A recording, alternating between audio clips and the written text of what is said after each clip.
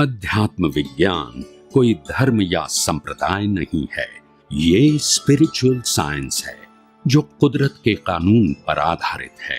ये विज्ञान पूरे ब्रह्मांड के सभी रहस्यों को उजागर करता है और जीवन के सभी पहलुओं को समझने के लिए एक नई दृष्टि देता है। इसी को आर्ट ऑफ विजन कहते हैं, दुनिया को देखने की एक नई दृष्टि, जो अध्यात्म विज्ञानी परम पूज्य स्वामी श्री कमलेशानंद जी के निर्देशन में सनातन सत्य का अनुसंधान कर हमारे जीवन को प्रकाशित करे। जय सच्चिदानंद।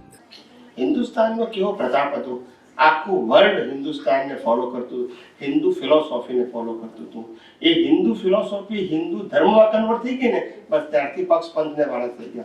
फिलोसॉफी ये तत्व ज्ञान हतुं અને ધર્મ એ સંપ્રદાય છે, સંપ્રદાયમાં આપણે ડિવાઇડ થઈ ગયા, ફિલોસોફીમાં આપણે યુનાઇટેડ હતા।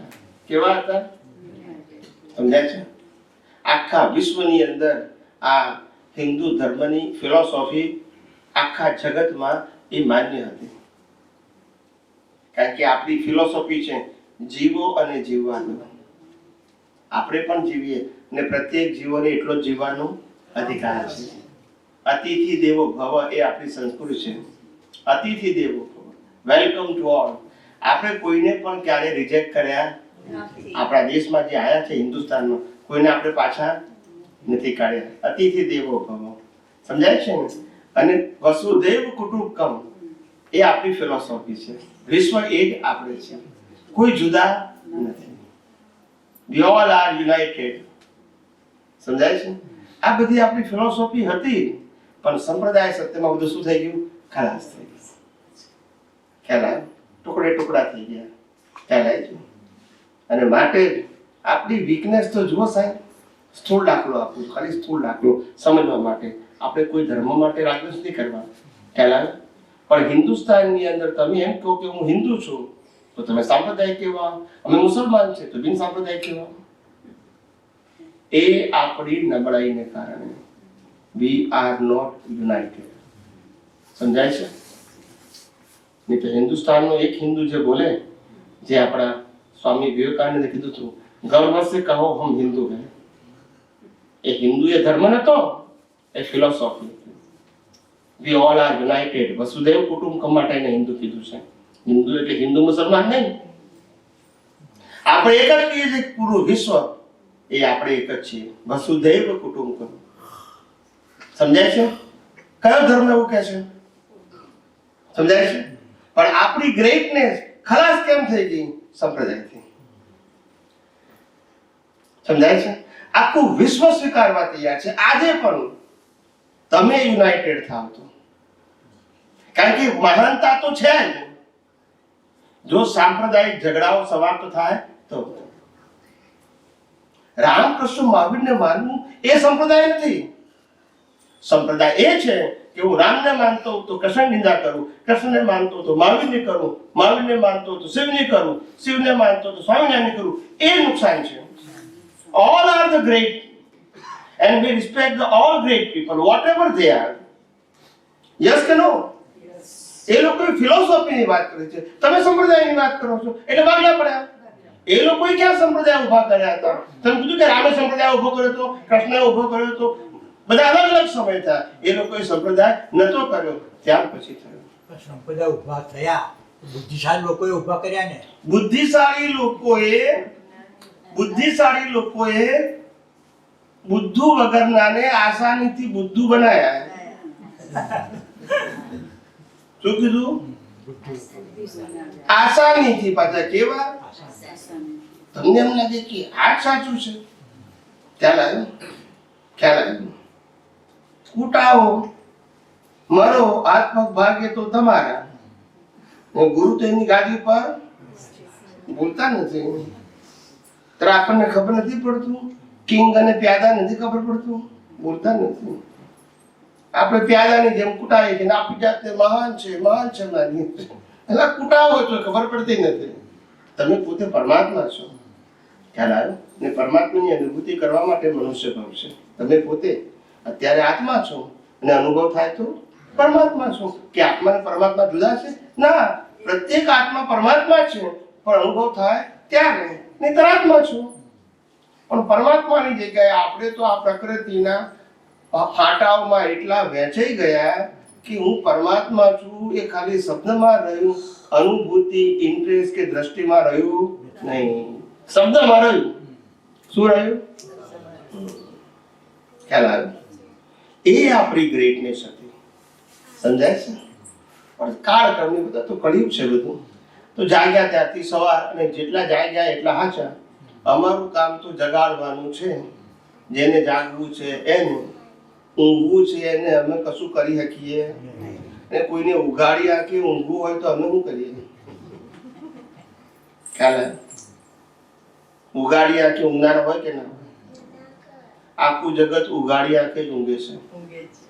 આખું જગત જ્યાં સુધી રિલેટિવ સત્યને સાચું માને છે એ બધા ઉગાડી આંખે. સનાતન સત્ય સમજીએ તારે ઉગાડી આંખે જાગ્યા કહેવાય. આ તો આ માયાની જાળમાં ફસાયા છે, ને માયા છે એ ખબર પડતી નથી. ખ્યાલ આવ્યો? એક માયા ગોદા મારે છે ને બીજી હારી માયા માટે ભાવ કર્યા કરે છે, ચાલ્યા જ કરે છે. ના સમજાયું? આવું છે. કેટલા અવતાર આમાં કાઢ્યા. ખ્યાલ આવે? જે સોનું, ચાંદી અને ડાયમંડ જંગલમાં પ્રાણીઓ રમતા હોય એની આપણે વેલ્યુ કરી, બોલતા નથી. યસ કે નો? હું નાનો હતો ને ત્યારથી મારે અડધો ડઝન બેન છે. કેટલી? ભાઈમાં હું એકલો છું ને મારો નંબર 6 છે. કેવો?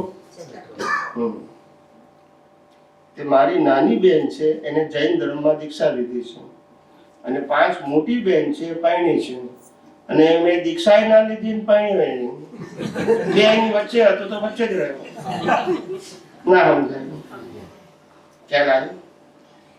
તે વચ્ચે રહ્યો તો તમને કામ લાગ્યું, નહીં તો દીક્ષા લીધો તો સંપ્રદાયમાં સેટ થઈ ગયો, તો પછી બહાર નીકળાય. ગુરુ કેમ કરવું પડે ને પછી. એવું છે. ખ્યાલ આવે? એટલે આ જગતના લોકો કેમ કરીને સનાતન સત્ય સમજે એ માટે હું 1000 સાયન્ટિસ્ટો બનાવવાનો છું. આધ્યાત્મ વિજ્ઞાન એમાંના 200 તો બની ગયા છે. હવે 50 પાછા નવા બનશે. દર વર્ષે 50 બનાવવાનો મારો ભાવ છે. એ આ જગતનું સનાતન સત્ય સમજે, ઉપયોગ કરે, અનુભવ કરે, અને બીજાને પોતાનો અનુભવ વેચે નહીં, શેર કરે, સેલ કરે નહીં, શેર કરે. મારું મિશન છે 1000 સાયન્ટિસ્ટો બનાવવાનું, આધ્યાત્મ વિજ્ઞાન, કે જે જગતનું સનાતન સત્ય સમજે અને અનુભવીને બીજાને વેચે. બસ આ મારો ભાવ છે.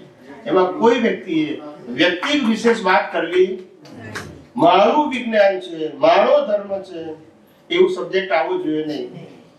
સનાતન સત્ય એ આ શરીરનું થોડું છે. શરીરને તો બાળી નાખવાનું છે. યસ કે નો? તમારા જ્ઞાન દર્શનમાં બ્રહ્માંડના બધા રહસ્યો ખુલ્લા થયા, એને દર્શન કહેવાય, અને અનુભવમાં આવ્યું એને જ્ઞાન કહેવાય. પેલું આ જગત સિદ્ધાંતથી સમજાય એને દર્શન કહેવાય, સિદ્ધાંત.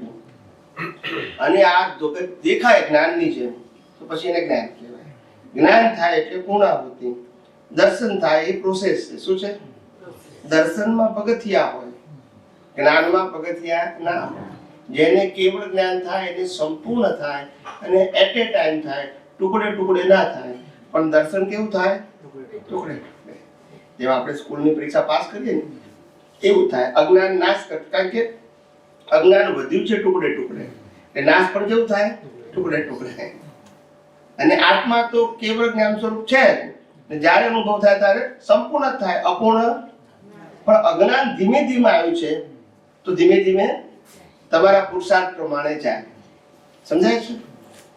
એટલે આ બધું વિજ્ઞાન સમજો ત્યારે હજારો લાખો કરોડો લોકોનું હિત થશે. સમજાય છે? અને વ્યક્તિ તરીકે આપણે ક્યારેય આ જગતમાં મોટા થવું નહીં. કઈ તરીકે? વ્યક્તિ સમજો કે વ્યક્તિને બનાવનાર, ચલાવનાર અને લાવનાર કોણ છે? માટે આની વેલ્યુ માટે ના જીવવું અને આની સાથે સંકળાયેલા સત્તા, સંપત્તિ, સંબંધ, સાધનની વેલ્યુ માટે પણ ના જીવવું. જીવવું તો સનાતન સત્ય જાણવું અને પોતાના આત્માને જાણવો, અનુભવવો, એના માટે જીવવું. બાકી બધા માટે જીવવાની જરૂર નથી. બાકી તો કુદરત જેવા સંજોગો આપશે, જન્મ, જીવન ને મૃત્યુના, એ બધાને કેવા છે? ફરજિયાત છે. એમાં કોઈ પસંદગી નથી. અને જેમાં પસંદગી નથી, મારું તારું કરવાની ક્યાં જરૂર છે? છે કુદરતનું તો.